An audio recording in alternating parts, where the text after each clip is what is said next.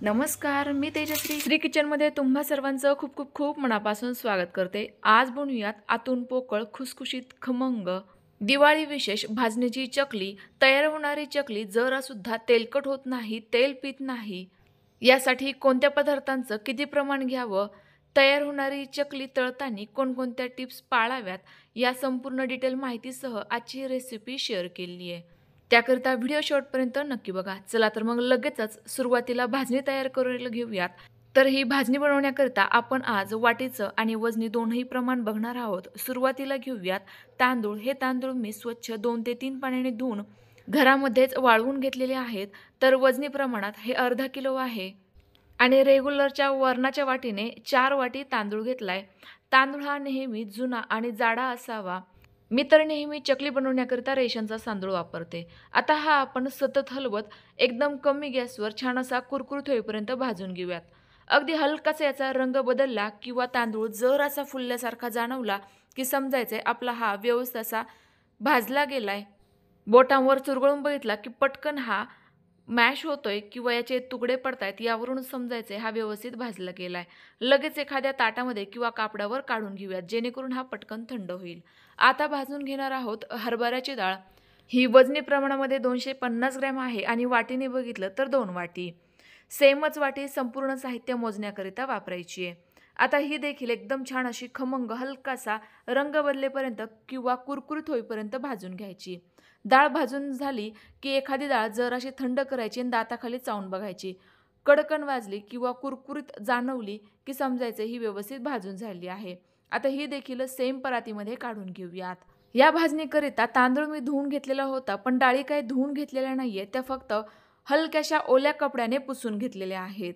आता घेऊयात उडीद डाळ, जी वजनी प्रमाणात 125 ग्रॅम म्हणजेच 1 वाटी आहे। आता ही देखील हलकासा रंग बदलेपर्यंत किंवा कुरकुरीत होईपर्यंत एकदम कमी गॅसवर सतत हलवत भाजून घ्यायची।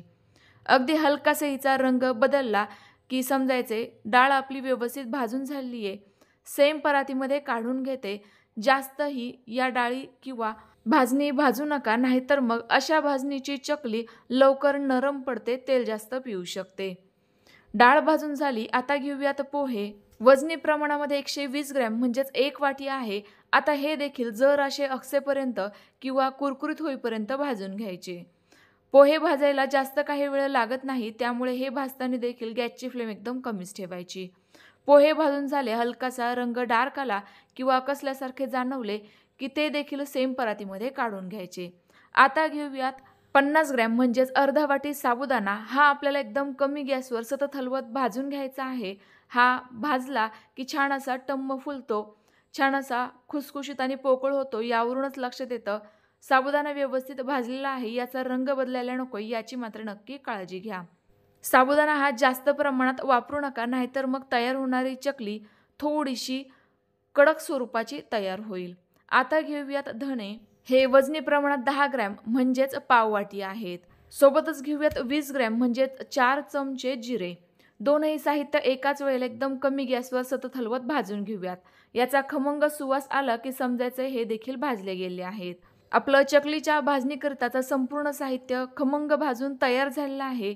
आता हे व्यवस्थित असं थंड करून घ्यायचंय। थंड झाल्यानंतर व्यवस्थित मिक्स करून घेऊयात। आता ही भाजणी आपण चक्कीवरून दळून आणायची आहे।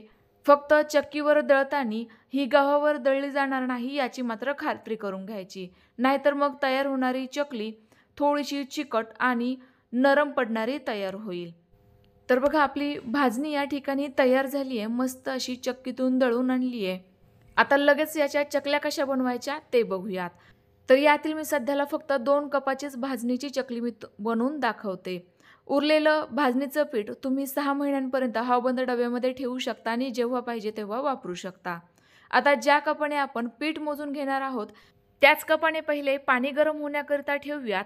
तर पाणी घेताना मी या एका कपाला थोडंसं कमी प्रमाणामध्ये पाणी घेतेय।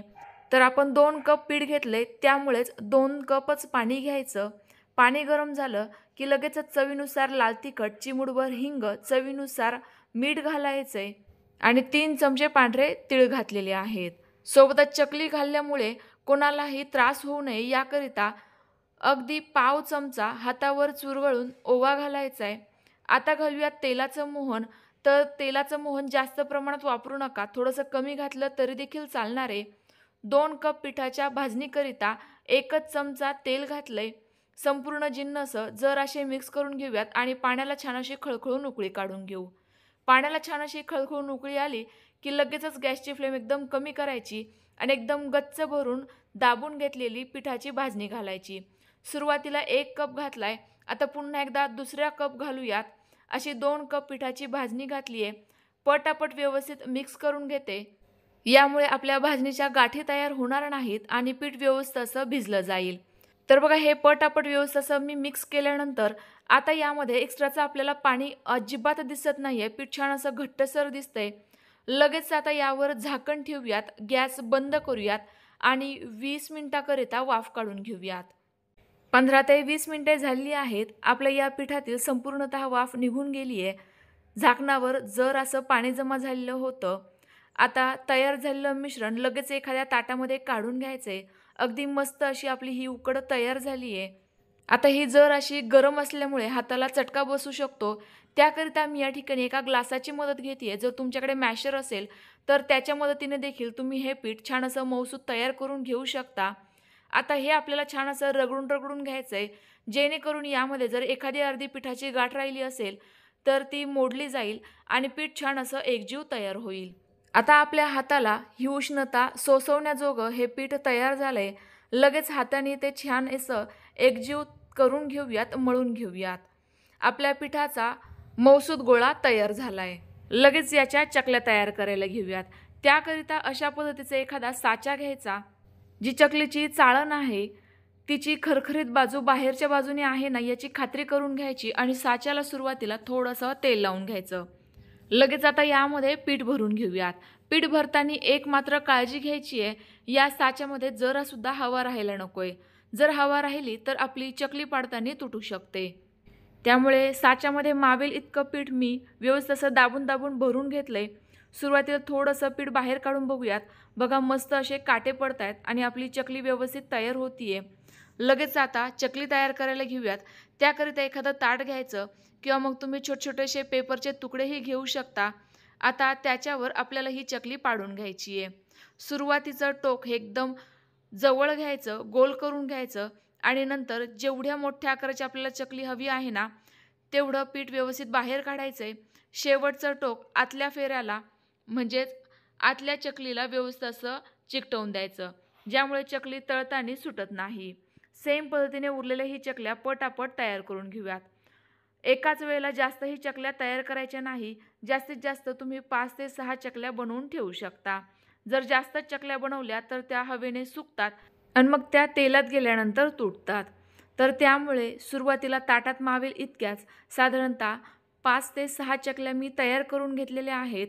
बघा किती मस्त गोल गरगरीत झाल्या. काटेही भरपूर सारे पडलेले आहेत. सोबतच जरासुद्धा चकली पाडताना तुटलेली नाहीये. आता या तयार झालेल्या चकल्या तळायच्या कशा ते बघूयात. त्यासाठी एका पसरट पॅनमध्ये तेल मी अगोदरच गरम होण्याकरिता ठेवलेलं आहे. तेल आपलं मध्यम गरम आहे. आता झाऱ्यावर अशा पद्धतीने अलगद चकली उचलायची आणि हळूवार तेलात सोडायची. चकली तेलात सोडल्याबरोबर हिला भरपूर सारे बुडबुडे उठतात. जोपर्यंत हे बुडबुडे कमी होत नाही तोपर्यंत ही झाऱ्याने अजिबात पलटवायची नाही. चकली तळत असताना नेहमी गॅसची फ्लेम मध्यमच ठेवायची आणि तेल देखील मध्यम गरमच असावं.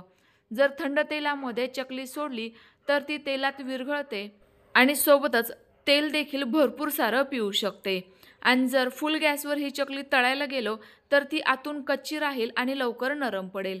तर त्यामुळे चकली तळत असताना तळण्याची देखील ही टिप्स महत्त्वाची लक्षात ठेवायची.